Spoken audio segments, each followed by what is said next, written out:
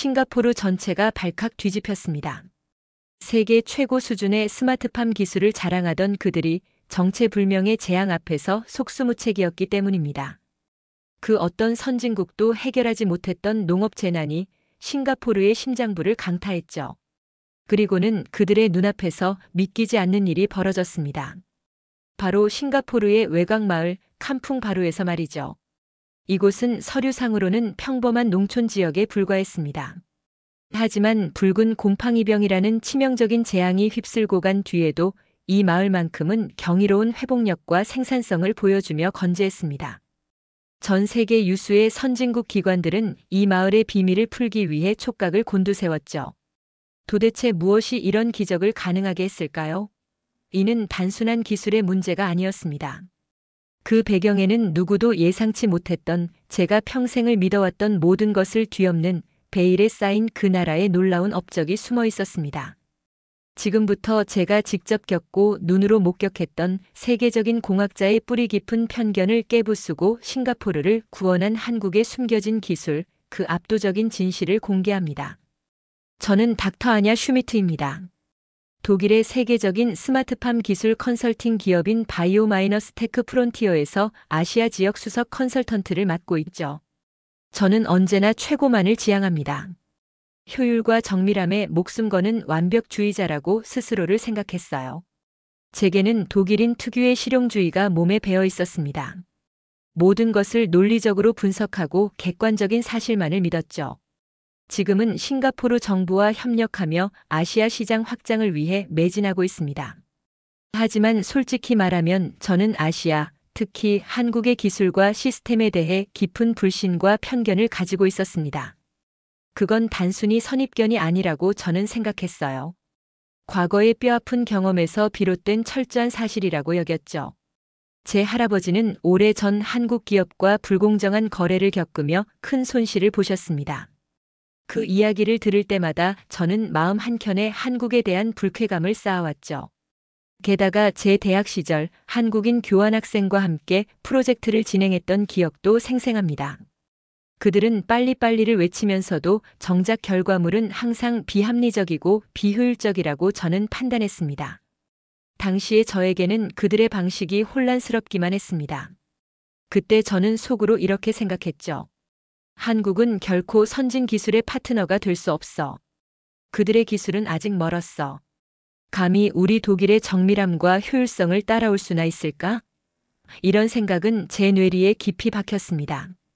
저는 늘 혁신은 오직 서구의 논리에서만 가능하다고 굳게 믿어 의심치 않았죠. 제가 이끄는 스마트팜 시스템은 정교한 센서와 완벽한 데이터 분석을 기반으로 했습니다. 이는 제겐 절대적인 우위였고 다른 문화권의 기술은 미숙하고 예측 불가능하다고 치부해버렸습니다. 제 주변에서도 저를 오만하고 차갑다는 평을 하는 사람들도 있었지만 저는 제 방식이 맞다고 생각했기에 개의치 않았습니다. 제가 추구하는 것은 오직 진정한 변화와 발전이었고 그것은 오직 서구의 합리적인 시스템 안에서만 가능하다고 굳게 믿었습니다. 그래서 싱가포르 정부가 다른 아시아 국가의 기술을 고려한다는 소식을 들었을 때도 저는 코웃음만 쳤을 뿐입니다. 결국 내 시스템의 우월함이 증명될 거야 저는 자신만만했죠. 모든 것이 순조롭게 진행될 줄 알았습니다. 제가 설계한 스마트팜 시스템은 싱가포르의 기후에도 완벽하게 적응하는 듯 보였어요. 하지만 평화는 오래가지 않았습니다. 어느 날 싱가포르 전역에 정체불명의 치명적인 붉은 곰팡이병이 창궐하기 시작했습니다. 처음에는 일부 농장에서만 발견되었지만 그 확산 속도는 상상을 초월했습니다. 작물은 물론 토양까지 오염시키며 싱가포르의 식량 안보에 심각한 위협을 가했습니다. 마치 붉은 카펫이 대지를 덮어버린 것처럼 모든 생명이 쓰러져가는 모습이 제 눈앞에 펼쳐졌습니다. 저는 즉시 저희 회사 바이오마이너스 테크 프론티어의 모든 역량을 동원했습니다. 최고 전문가들을 소집하고 수많은 데이터를 분석했죠. 하지만 저의 최첨단 스마트팜 시스템도 붉은 곰팡이병 앞에서는 속수무책이었습니다. 센서들은 오염된 토양의 수치만을 띄울 뿐 해결책을 제시하지 못했습니다. 저는 밤낮으로 연구실에서 해결책을 찾기 위해 매달렸습니다. 제 머릿속은 온통 이 곰팡이병으로 가득했어요. 제 상사인 젠센은 멀리 독일에서 화상회의를 통해 비웃음을 던졌습니다. 아니야, 내가 뭘 했나. 아시아 특유의 습한 기후와 비위생적인 토양 관리가 원인일세. 예측 불가능한 동양 환경에서는 우리의 정교한 기술도 한계가 있는 법이지. 젠센의 말은 제 귀에 비수처럼 꽂혔습니다. 그들의 제시하는 해결책들은 하나같이 막대한 비용과 긴 시간을 요구할 뿐이었습니다. 고가의 특수 살균제와 대규모 토양 교체 작업, 그것이 그들이 내놓은 선진 기술의 해법이었죠. 하지만 저는 직감했습니다. 그것은 근본적인 해결책이 아니라는 것을요. 저는 절망에 빠지기 시작했습니다. 제 명성은 물론 회사 프로젝트 전체가 위태로운 지경에 이르렀습니다. 싱가포르 정부 관계자들의 눈빛에서조차 저에 대한 실망감이 느껴졌습니다. 싱가포르의 미래 식량 안보가 제 손에 달려있다고 생각하니 어깨가 짓눌리는 기분이었죠. 저는 제 인생에서 가장 큰 좌절과 마주하고 있었습니다. 제가 믿어왔던 서구 기술의 절대 우위라는 신념에 처음으로 균열이 가기 시작한 순간이었습니다. 밤늦도록 잠 못 이루며 창밖을 바라보았습니다. 붉게 물든 대지를 보며 이 모든 것이 제가 믿어왔던 기술의 한계라는 생각에 가슴이 답답했습니다. 제게는 더 이상 다른 대안이 보이지 않았습니다. 이 거대한 재앙 앞에서 저는 너무나 무력했습니다. 붉은 곰팡이병은 걷잡을 수 없이 퍼져나갔습니다. 마치 거대한 붉은 그림자가 싱가포르의 농업을 집어삼키는 듯 했습니다. 저희 회사 바이오마이너스 테크 프론티어가 제시한 모든 서구식 해결책들은 보기 좋게 실패로 돌아갔습니다. 처음에는 고가의 화학 비료와 서구식 살균제를 대량으로 투입했습니다. 저희는 이것이 빠르고 효과적인 해결책이라고 확신했죠. 하지만 결과는 참담했습니다. 곰팡이는 잠시 주춤하는 듯 했으나 곧 더욱 강력하게 되살아났고 오히려 토양은 이전보다 더 황폐하게 변해갔습니다. 땅은 딱딱하게 굳어졌고 생명의 기운이라곤 찾아볼 수 없었습니다.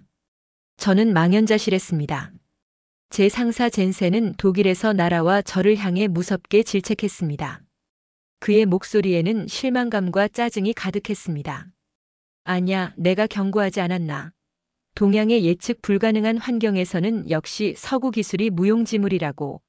자네의 지나친 자신감이 이 사태를 초래했네. 그는 제게 모든 실패의 책임을 돌리는 듯 했습니다. 그의 말은 저의 자존심을 짓밟았고 저는 제 인생에서 가장 큰 좌절감을 맛봐야 했습니다. 제가 평생을 바쳐 쌓아온 지식과 경험이 한순간에 무너지는 것 같은 기분이었습니다. 저는 이제 어디서부터 다시 시작해야 할지 알 수 없었습니다.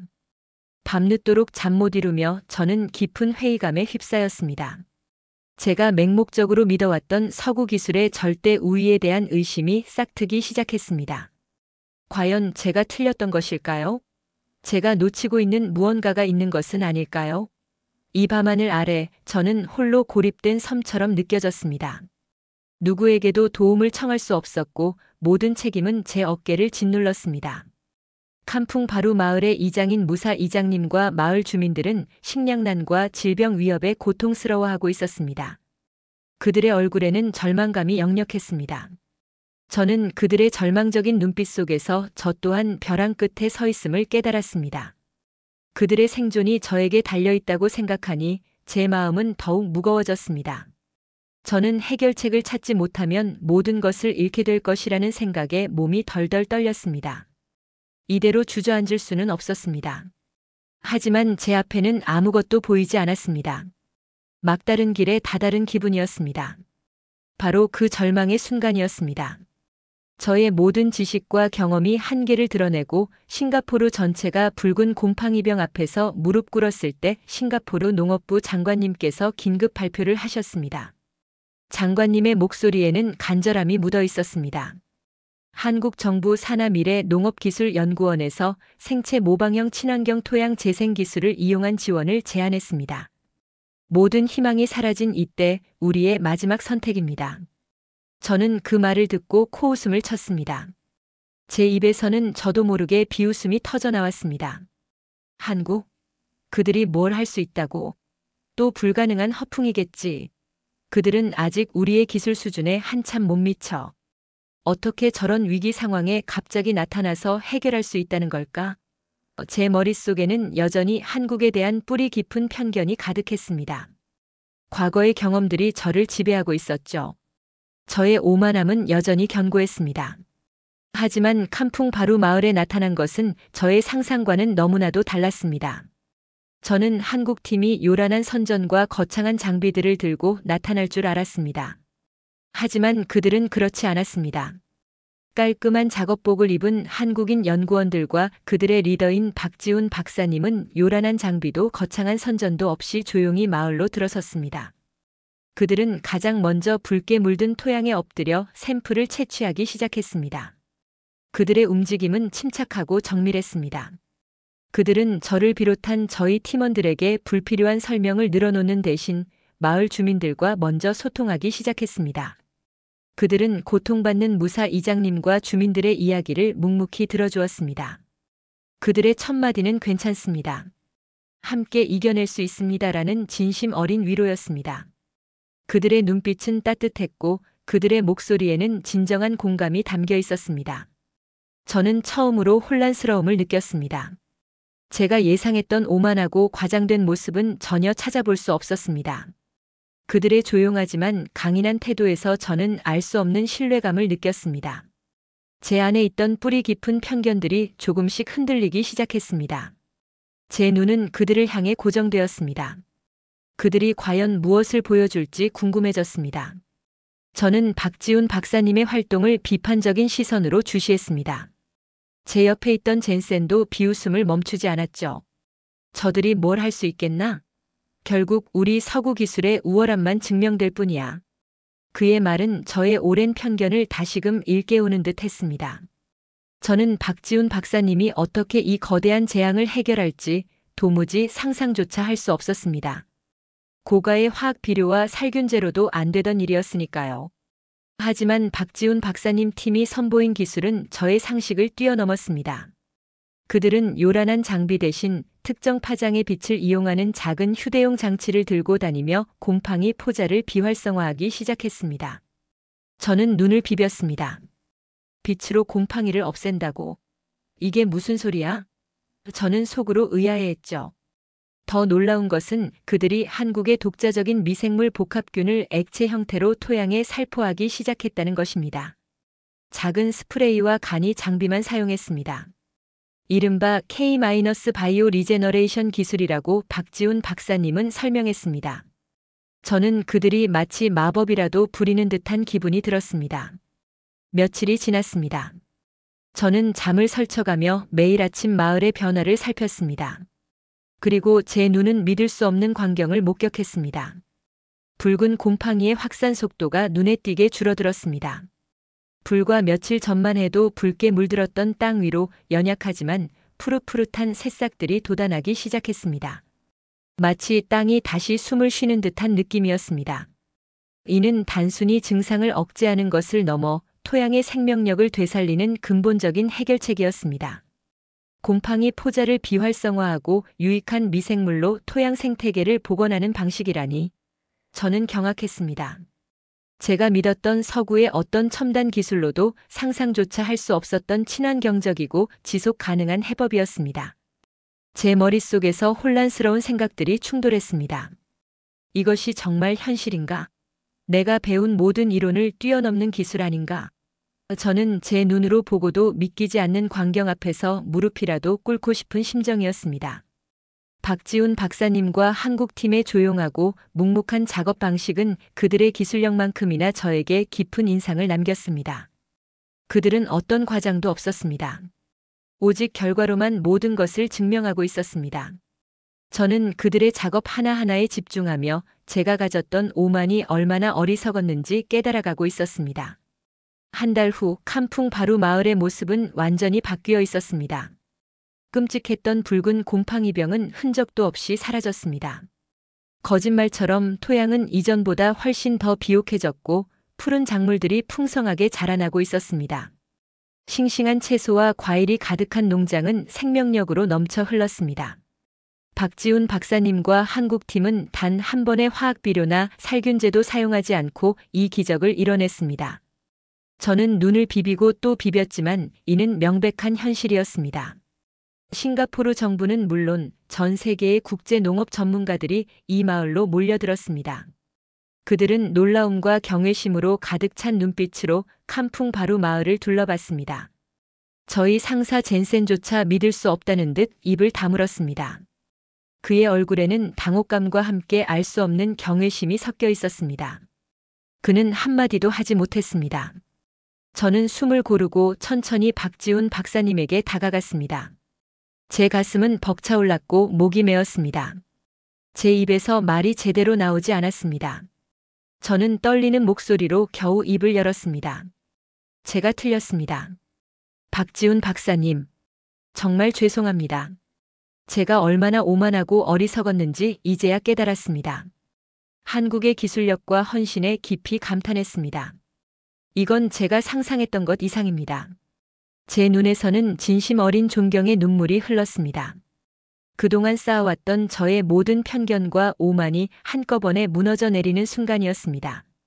저는 제 삶에서 이렇게까지 진심으로 누군가에게 사과하고 또 감탄해 본 적이 없었습니다.